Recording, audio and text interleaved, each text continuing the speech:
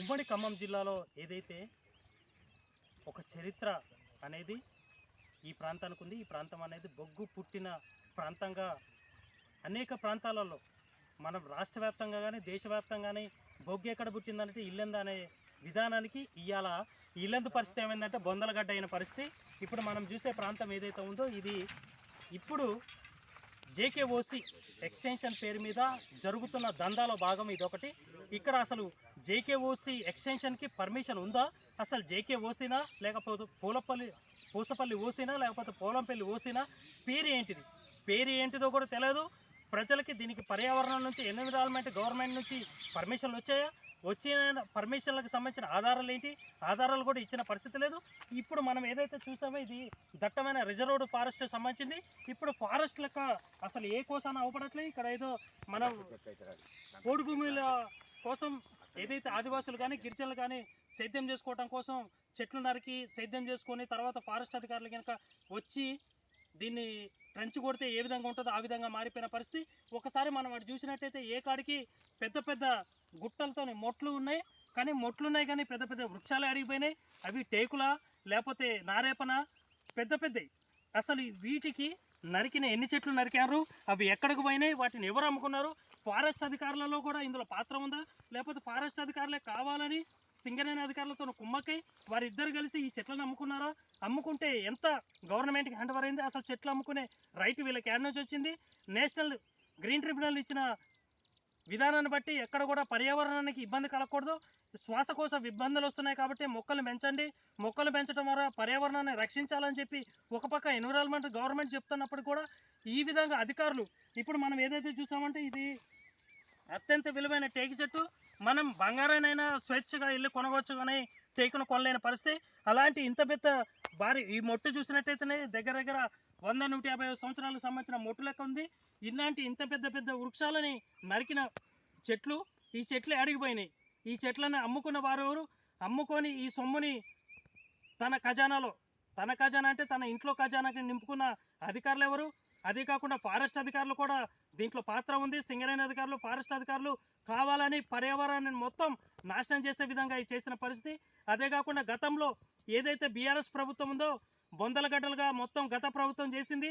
నేను ఆ బొందలగడ్డలు పూడుస్తానని మీరు మాట్లాడిన పరిస్థితి.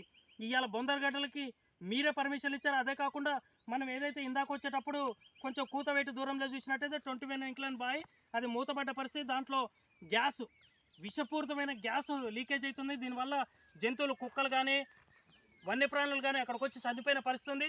అప్పుడు అధికారులు హఠాత్తుగా వచ్చి అక్కడ డ్రిల్ వేసి కాంక్రీట్తో నింపి ఆ గ్యాస్ బయటకు రాకుండా చేసిన పరిస్థితి. ఇవాళ నువ్వు ఓసీ పేరు మీద కనుక తవ్వితే ఆ గ్యాస్ బయటకు వచ్చి ఎంతమంది ప్రాణాలు పోతాయి.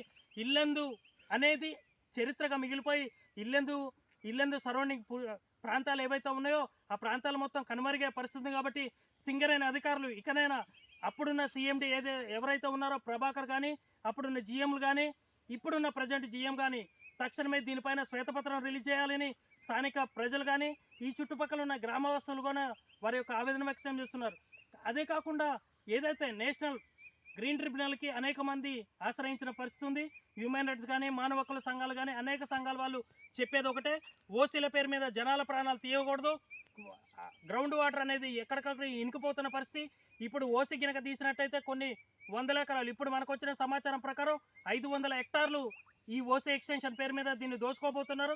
500 హెక్టార్లు అంటే దగ్గర 1300 ఎకరాలు, 1500 ఎకరాలు కనుక బొందలగడ్డలు చేసినట్టయితే కనెక్టివిటీ ఎక్కడైతే భూగర్భ జలాలు ఉన్నాయో వాటన్నిటి లైన్లనే తెగిపోయే పరిస్థితుంది. కాబట్టి అది తెగిపోతే ప్రజలకి నీటి కొరత వచ్చే పరిస్థితి. అనేక దేశాలలో కానీ అనేక రాష్ట్రాలలో కానీ చూస్తే అన్నమో రామచంద్ర అనే పరిస్థితి. ఒక పక్క అన్నం దొరక్క నీళ్లు దొరక్క వాళ్ళు ఎంత ఆవేదన వ్యక్తం చేస్తున్నారు. ఈ ప్రాంతానికి అన్ని విధాలుగా ఫెసిలిటీస్ ఉన్నప్పటికీ కూడా ఈ అధికారులు సింగరేణి అధికారులు ఫారెస్ట్ అధికారులు కొంతమంది దొంగ నాయకుల యొక్క ప్రోద్బలంతో ఈ ప్రాంతంలో ఉన్న అనేక వనరులను దోచుకుంటున్న పరిస్థితి ఉంది. తక్షణమే అధికారులు మీ యొక్క విధానాలు మార్చుకోవాలి. ఏదైతే ఈ ప్రాంతంలో 21 ఇంక్లైన్ ప్రాంతం ఏదైతే ఉందో ఇదంతా విషవాయువుతో కూడుకున్న ప్రాంతం.